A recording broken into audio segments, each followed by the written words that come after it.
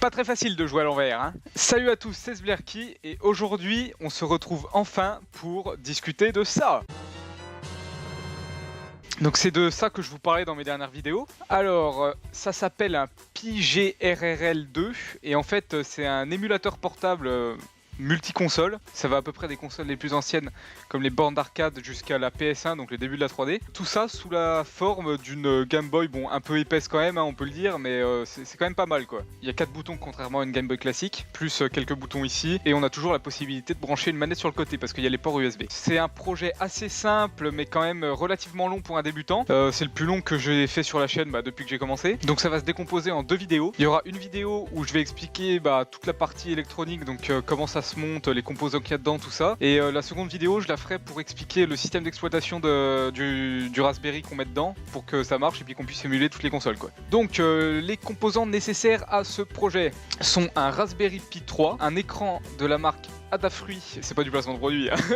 Un écran Adafruit Pi TFT 2,8 pouces, c'est un écran tactile. On a aussi besoin d'un circuit imprimé spécialement fait pour ce projet, pour les boutons, pour éviter de se faire chier. En fait ça facilite beaucoup le projet, parce qu'on pourrait faire sans mais ce serait beaucoup plus compliqué. On a aussi besoin d'un Power Boost 1000C, c'est pour alimenter le système avec une batterie. D'ailleurs on a aussi besoin de la batterie, donc c'est une batterie 3.7 volts qui a une capacité de 2500 mAh. Donc il nous faut aussi un amplifieur audio 2.5 watts, un mini haut-parleur, un câble GPIO 40 broches, un interrupteur glisseur pour allumer la console, plein de boutons pour tous les boutons qu'on a sur la console, et un adaptateur 40 pins pour pouvoir brancher notre câble GPIO. Donc bien sûr je vous mets le lien de tout ça dans la description, hein, vous irez voir. La particularité de ce projet c'est qu'il est fait avec des composants imprimés en 3D, donc la coque comme vous pouvez voir et les boutons sont imprimés en 3D. Donc je vous mettrai le lien des fichiers STL dans la description et vous pourrez aller voir pour les imprimer. Il va aussi vous falloir des vis pour pouvoir visser les composants à l'intérieur. C'est des vis assez spéciales, très petites, je vous mettrai aussi les références dans la description. Donc on va commencer par le circuit de boutons. D'abord il faut souder dessus notre adaptateur 40 broches dans le bon sens. Là vous pouvez voir ma version et la vraie version à côté. Comme un con je me suis trompé et ça m'a bien fait chier par la suite. Donc déjà il faut le souder dans le bon sens, ça, et ensuite vous rajoutez les boutons sur toute la plaque et vous soudez les boutons quoi, rien de compliqué ici. Vous commencez à visser les côtés du circuit imprimé pour faire le pas de vis en fait, pour que les vis rentrent mieux après. Ensuite en ce qui concerne l'écran, donc là pas grand chose à faire, il y a juste la soudure 18, c'est une LED.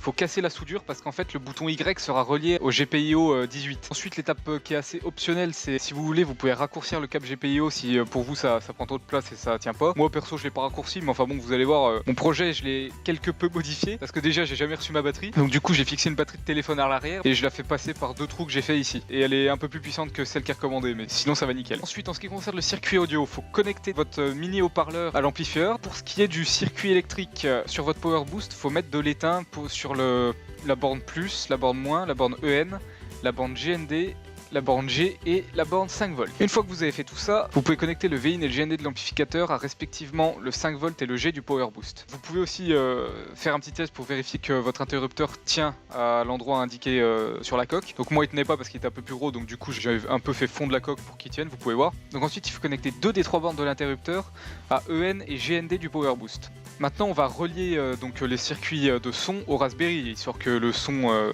des jeux puisse être entendu, sinon ça sert à rien. En fait il faut souder le plus et le moins de l'amplificateur aux bornes de la prise jack du Raspberry. En ce qui concerne les gâchettes, donc vous pouvez déjà préparer les 2 boutons en enlevant 2 des pattes et en soudant des fils à chaque bouton. Donc ensuite on arrive aux dernières connexions du projet. Vous connectez un fil au 5 volts et un autre fil à la masse du circuit imprimé pour les boutons. Et donc le fil qui part du 5 volts vous le connectez au plus du Power Boost et le fil qui part de la masse vous le connectez au moins quoi, logique. Et ensuite pour connecter les gâchettes, je vous mettrai la photo pour suivre l'ordre.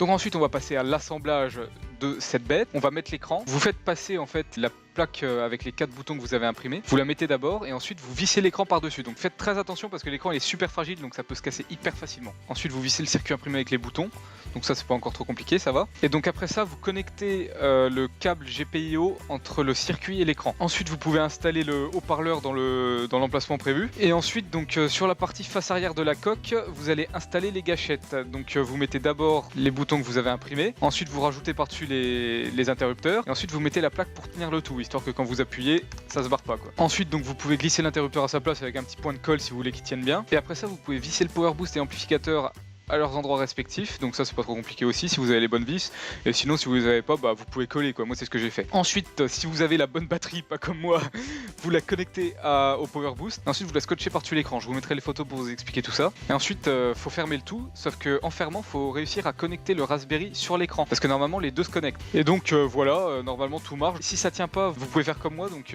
en gros moi j'arrivais pas à fermer entièrement, on peut voir, c'est un peu dégueulasse mais du coup j'ai mis de la colle, et donc la batterie, j'ai pris une vieille batterie de téléphone qui traînait chez moi, et du coup j'ai mis un point de colle et puis elle tient nickel, ça gêne pas trop non plus quoi, ça va. Et donc ça va déjà être la fin de cette première vidéo sur ce projet, donc si ça vous a plu, n'hésitez pas à aimer et puis à la partager et puis à vous abonner bien sûr. Sur ce, à la prochaine pour une nouvelle vidéo.